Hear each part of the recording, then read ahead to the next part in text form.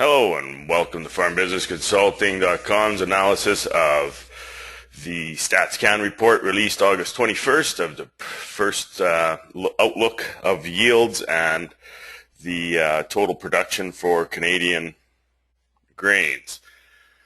What we're looking at is this is a survey taken over a period of time from July 21st to August 2nd. So it's a survey that was taken and basically asked farmers what they thought their yield might be, and there isn't any real analytical data from the StatsCan team going into fields and looking at what actual yields may be there and trying to project from there. So again, it's only opinion, and also taking into account what the weather has done from there. StatsCan can bolster or decline yields as they see fit. So big number being all wheat coming in at 30.5 million metric ton, that up from last year at 27. Of course, we had a gain of 2.8 million acres of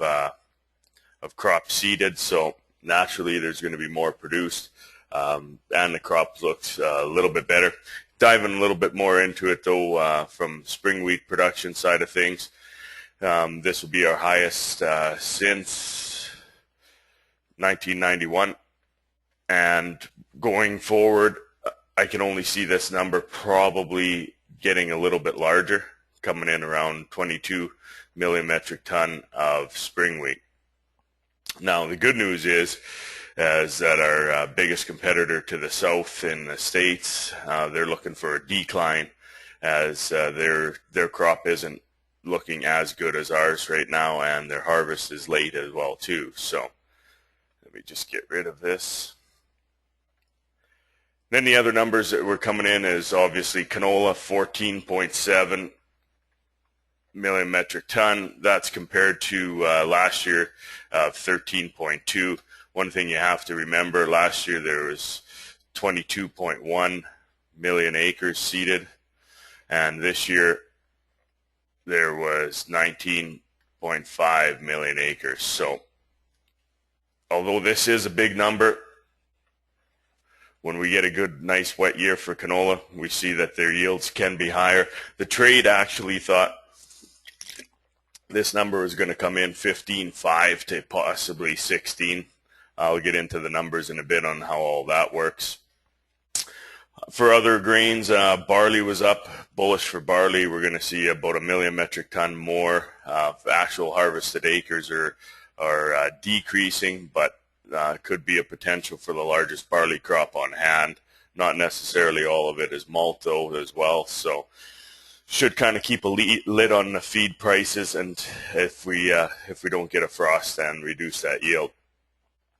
The soybeans were down, mostly because seeded acreage was down in Ontario, and soybeans don't necessarily like too wet of weather, which they've had nothing but wetness.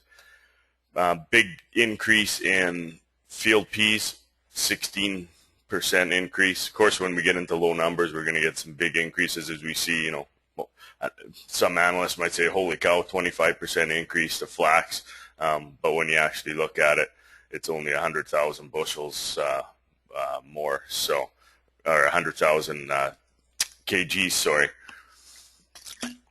So not necessarily are these big, and when we get into the big numbers of 30 million metric ton, these numbers become very important as to the increases and decreases. This number, pretty surprising on the winter wheat, that it's going down, but again, winter wheat doesn't necessarily love too much moisture, and that's been proven as projected that it's going to be a little bit lower. So really going into September, this is going to be a real wild card going forward, because when I was in Saskatchewan, a lot of customers were saying that they were thinking about switching to winter wheat. So interesting if we come in at only say 50 bushels an acre here, but 65 here. It could be interesting to see if guys actually do switch back to a winter wheat or not. So now getting into the real numbers, Last year, canola produced 28.6 bushels per acre. This year, StatsCan is saying 33.7 BAC, and all we need basically to get up to that 16 million metric ton of production is we need this number to increase up to 36.9. So basically a 10% increase on canola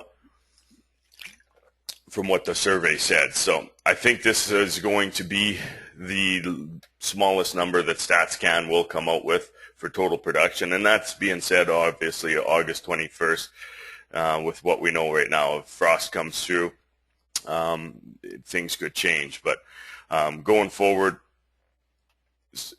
it's only going to be following basically all the markets are going to be following what's happening in the States and their weather situation, and going from there, that's where we're going to see, you know, lots of changes in a real swingy market.